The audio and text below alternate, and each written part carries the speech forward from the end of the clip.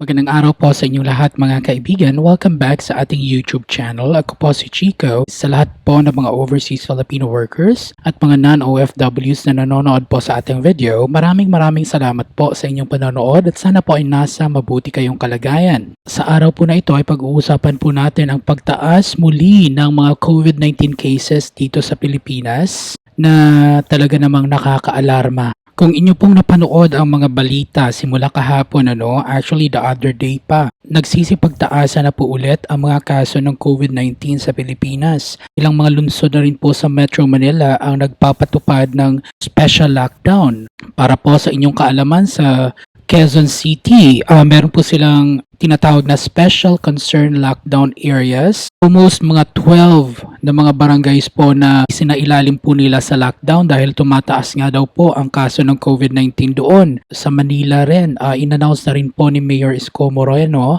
ang pagkakaroon ng mga lockdowns sa mga certain areas sa Metro Manila. Sa Malabon din, naghihigpit na rin po sila sa kanilang mga protocols doon. Sa Caloocan City, nag-i-impose na po sila ng quarantine pass at meron na rin po silang curfew from 10 p.m. to 4 a.m. So basically marami pong mga LGU sa Metro Manila ang nag-i-implement na ng mas striktong COVID-19 restrictions dahil nga po dito sa pagtaas ng kaso ng COVID-19. Meron din pong mga ibang lugar sa Pilipinas na nakitaan din po ng pagtaas ng kaso ng COVID-19. Ano po? So ito yung pinangangambahan natin, especially ng mga overseas Filipino workers at mga non-OFWs na nagbabalak na umuwi sa Pilipinas. Babalik ba tayo sa lockdown? Magiging stricto ba ulit yung protocols ng IATF or much worse, isasarado ba ulit yung borders ng Pilipinas? Kasi isang taon na tayong ganito, mga kaibigan. Isang taon na nating iniinda at pinaglalabanan itong COVID-19. Kaya dapat ngayon, ang pinag-uusapan po natin ay kung papaano tayong nagkaroon na ng bakuna, paano naging mababa na yung kaso ng COVID-19, na pwede na tayong bumalik sa normal, pero hindi Ganun pa rin po ang mga balita, ganun pa rin po ang mga pinag-uusapan natin. COVID-19 pa rin pagtaas ng mga kaso. Kaya marami po sa mga nagbabalak na umuwi sa Pilipinas ang nangangamba. Dahil nga po, ang protocol po ng IATF ay dumidepende po yan sa kung ano po ang nangyayari sa bansa natin. Kung ano po yung mga developments na nangyayari po tungkol doon sa COVID-19 cases. So posible po na mabago na naman ito kasi kung inyo pong maalala, halos buwan-buwan ata nagbabago yung protocol ng IATF. Pero titingnan lang po natin mga kaibigan yung ibang LGUs. Okay? Kung ano po yung mga pinapatupad nila ng mga safety protocols doon. Dahil meron nga pong uniform protocol na pinapatupad ang IATF, marami din po sa inyong nagtatanong kung ano yung mga safety protocol sa mga iba't ibang LGUs. Hahanapin po natin yung mga LGUs, yung kanilang Facebook page. Tapos titingnan po natin kasi meron dito yung iba, nakalagay po yung executive order, pinupost po nila sa kanilang mga Facebook page tungkol po doon sa mga OFs or mga overseas Filipinos na papasok po sa kanilang mga LGU. So katulad po dito sa may Provincial Government of Siquijor. So eto po yung kanilang executive order dito po sa Section 2, Protocol for the Returning OFW and Non-OFWs. Yan po sa 2.1. Section 2.1 in compliance to DILG Memorandum Circular Number 2020-087 OFWs. Ayan, parang dinedefine nila kung anong ibig sabihin ng overseas Filipino workers. Let's take a look at the next one. So sabi dito, submit the notice of quarantine facility availability, 2 weeks validity at the MDRRMO office and must be duly signed by your respective mayor. Kindly submit ahead of time prior to the OFW flight schedule at the Office of Sangguniang Kabataan Provincial Federation President. And then second, sabi dito, negative RT-PCR or SWAB test result with 72 hours validity. So ibig sabihin, kailangan pa rin po mag-present ng RT-PCR test, negative RT-PCR test, pagpapasok po kayo sa provincial government ng Siquijor. Tingnan naman po natin itong South Cotabato.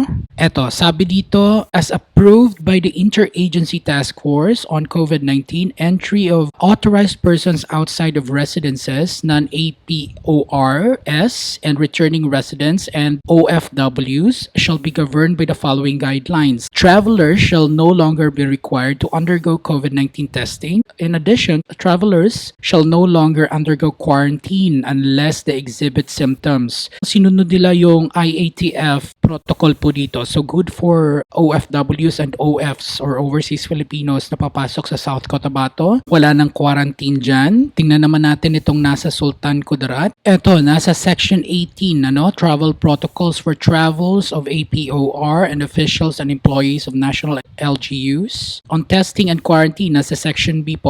Testing such as RT-PCR shall not be mandatory for traveling, transiting, or entering the province of Sultan Kudarat. And the next, no traveler shall be required to undergo quarantine unless they exhibit symptoms upon arrival at the province of Sultan Kudarat. So that's good news para po sa mga papasok ng Sultan Kudarat. Tingnan naman po natin itong province of Davao Oriental. Section 3.4, Guidelines for Returning Overseas Filipino Workers and Repatriated Tourists. Sabi dito, all returning OFWs and repatriated tourists, regardless of origin, must undergo a 14-day quarantine in an isolation facility provided by the LGU. If the said OFW and repatriated tourists do not show any symptoms, appropriate certification will be issued by the competent health authorities. Ayun. So yun pala yun. Sa province of Davao Oriental, meron pa ring 14 days mandatory quarantine dyan. Sabi pa dito, the LGU in close coordination with OWWA Regional Task Force shall provide utmost assistance to the OFWs stranded within their jurisdiction. So yun sa province of Davao Oriental, meron pa rin pong 14-day mandatory quarantine. So nakakita po ninyo mga kaibigan, iba-iba po ang mga safety protocols pagdating po sa mga LGUs. Tingnan po natin itong sa Cebu City. Sabi po dito sa kanilang executive order na pinirmahan po ni Mr. Edgardo Labelli, ang kanilang mayor, for returning OFWs and returning overseas Filipinos. All ROFWs and returning overseas Filipinos shall be required to coordinate with the Overseas Workers Welfare Administration or the Department of Foreign Affairs prior to their arrival in Cebu City and the barangay of residence in the city. So ibig sabihin, pwedeng magkaroon ng quarantine or pwedeng wala na ring quarantine kasi kailangan mo pang makipag-coordinate sa OWWA para sa mga OFWs. Okay, tingnan po natin itong City Government of Zamboanga. Ito po yung kanilang executive order. Sabi dito, in the event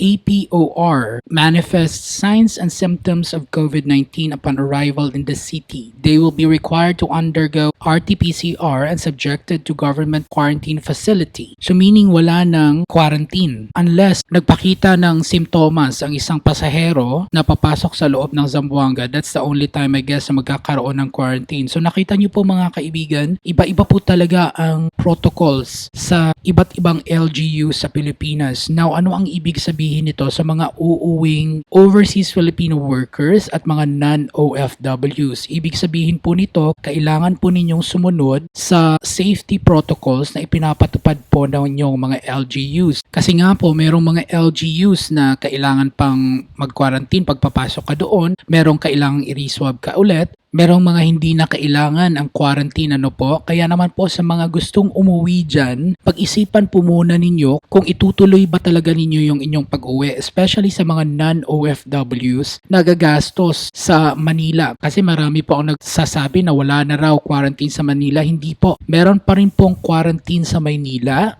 Isa-swab po kayo sa pang-6 or pang-5 araw. Depende po kung walang mga delays, especially sa mga OFWs. Alam nyo naman kasi libre So, pwedeng ma-delay, pwedeng on time. Sa mga non-OFWs naman, ang pagkakaalam ko po, laging on time po sila kasi sila po ang pupunta sa inyong mga rooms para iswab po kayo. So, yun po mga kaibigan at sana ipanalangin po natin na wala nga pong lockdown na mangyayari. Sana bumaba nga po itong kaso ng COVID-19 especially sa Metro Manila kasi hindi ba nakakabuisit? Ang tagal mo ng plinano na umuwi tapos biglang Magigising ka bukas, mababasa mo, makikita mo sa mga pahayagan, mapapanood mo sa TV na maghihigpit na naman yung borders ng Pilipinas. So sana hindi na po mangyari yon. So sa mga uuwi po, sundin lamang po natin yung protocols. Pagdating po ninyo sa airport, sundin po ninyo, may protocols po doon. Pagdating po ninyo sa inyong mga quarantine facilities, sundin po ninyo yung mga protocols doon. Pag uwi po ninyo sa inyong mga LGUs, sundin po ninyo yung mga protocols doon. Para din po sa inyong mga safety yan.